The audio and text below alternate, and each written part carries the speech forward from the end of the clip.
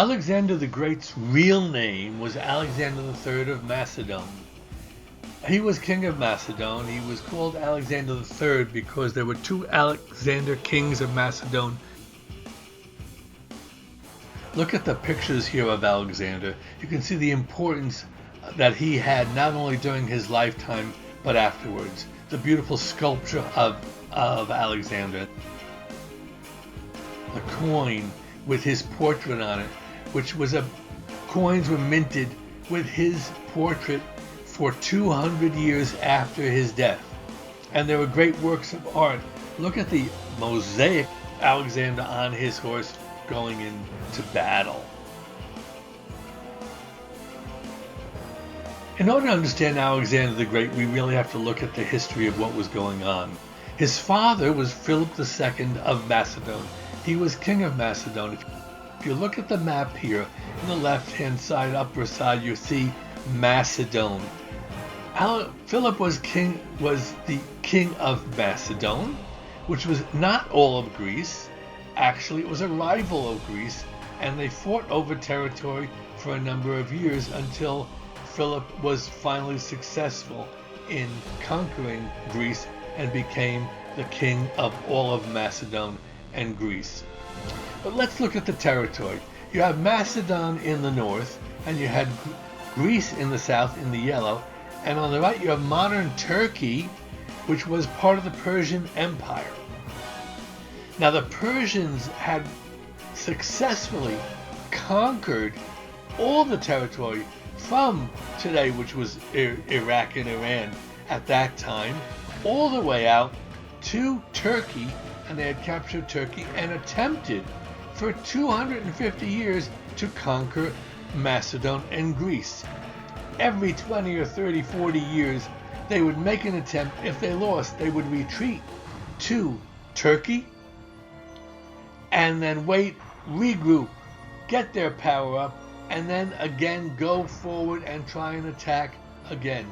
These continued attacks on Macedon, Thrace on the top, and Greece in the south are what shaped Alexander's life. Philip II was actually a very proud king himself. You see here the coin that he put out with his name on it in Greece says Philippoi, of Philip. And his horse, history tells us, or legend tells us, that Philip actually entered his horse in the Olympics, and his horse won the horse race.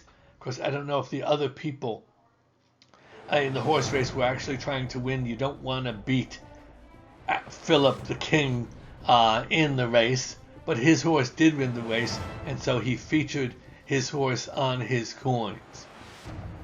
Alexander's boyhood was spent in the palace of Philip.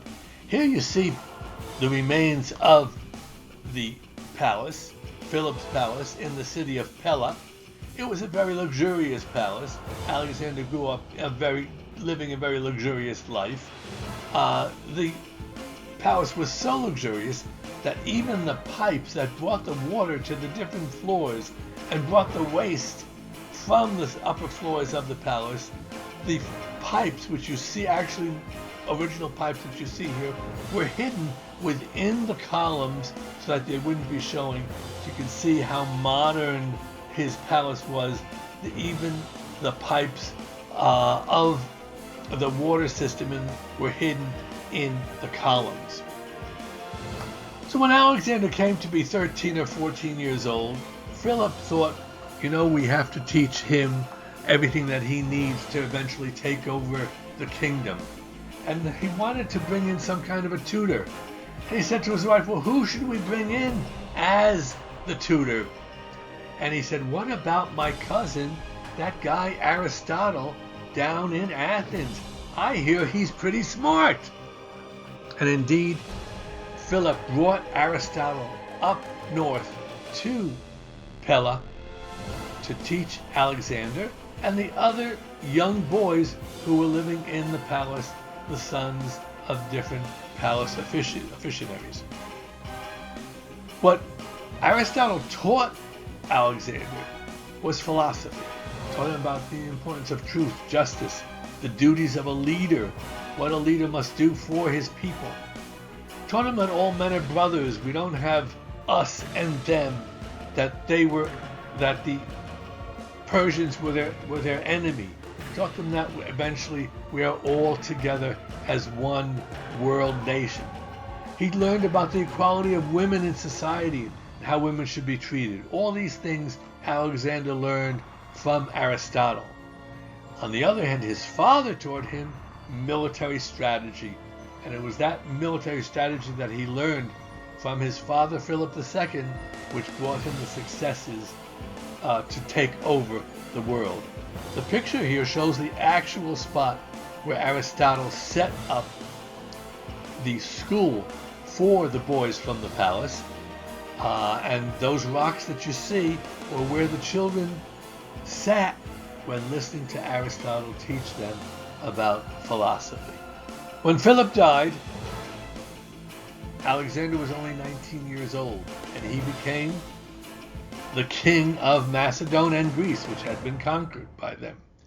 Alexander built a tomb for Philip and had him buried within this golden ossuary, a golden casket for his father. This casket was found actually within the tomb that Alexander had built.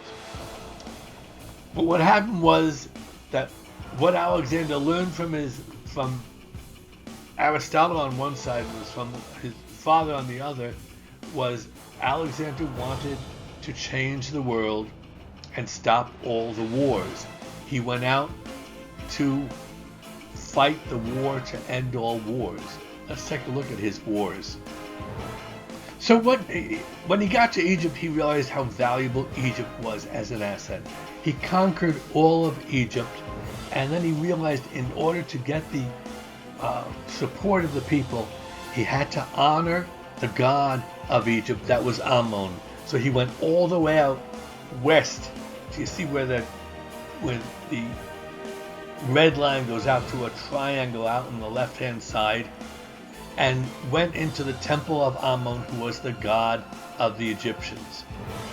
In general, Alexander, in each place that he went, honored the gods of the people that he conquered in order to get their support.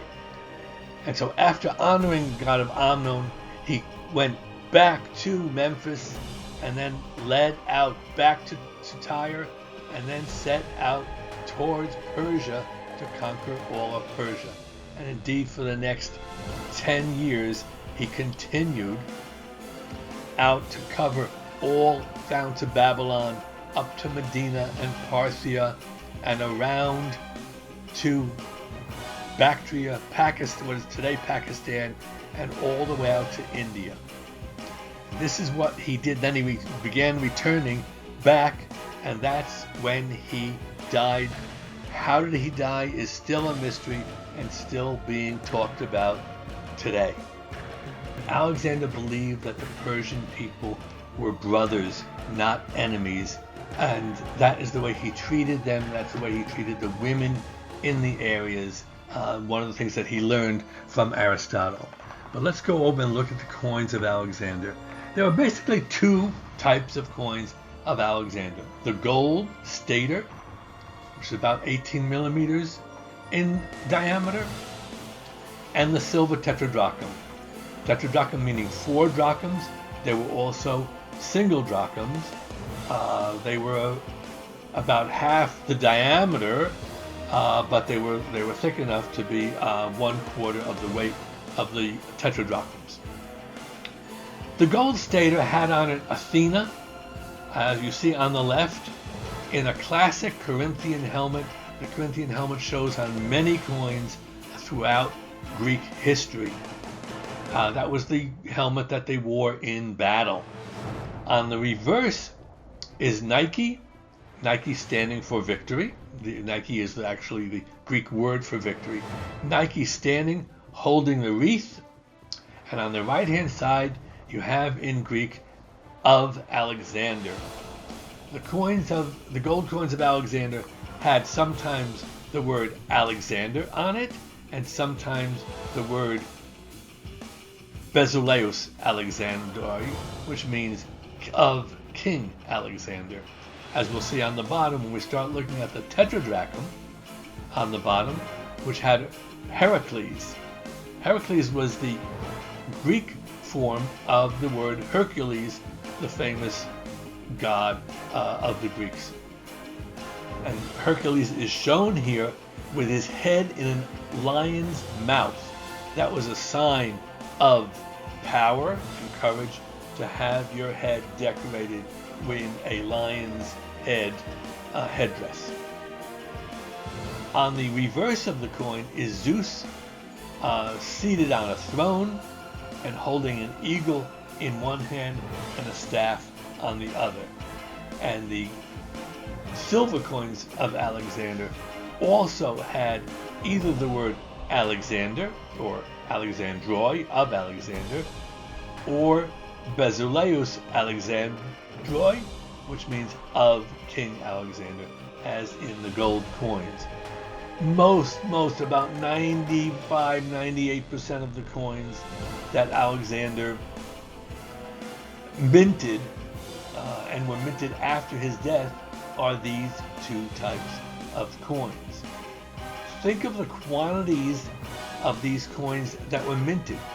Actually, if you think that Alexander fought the wars to conquer all that territory for 13 years, he had about 30,000 soldiers with him at any one time. He had to pay them 1 drachma a day, was the salary for the soldiers. So he had to pay 30,000 drachmas every day for 365 days for 13 years, and you have a lot of coins that he needed and he minted in order to pay his soldiers. And that's not including all the money and coins that he needed in order to pay for their equipment, their food, their shelter, their clothing, everything that they needed to be on the road in battle for 13 years. And so there were millions and millions of these coins minted during his lifetime, and these styles were used for 200 years after his death. Now, Alexander died in 323 after being king for only 13 years. His first successor was his brother, who was called Philip III. He was king in name only. He wasn't a very bright person. He was not capable of running the empire. But since he was the brother, he was assumed to be the next king. His coins that he minted for just a short period said of Philip on it, just like his father's, Philip II. And so you can see on the right, it's the same design as the coins of Alexander, with Athena in the helmet and Nike standing holding the wreath, but along the side it doesn't say Alexander, it says of Philip. During the time of Philip, from 323 to 317, there were both coins minted with the name Philip on it, and they also continued to mint coins with the name Alexander on them. After Alexander died, all the generals fought in wars in order to take over the empire. The three most successful of those generals were Lysimachus, Seleucus, and Ptolemy.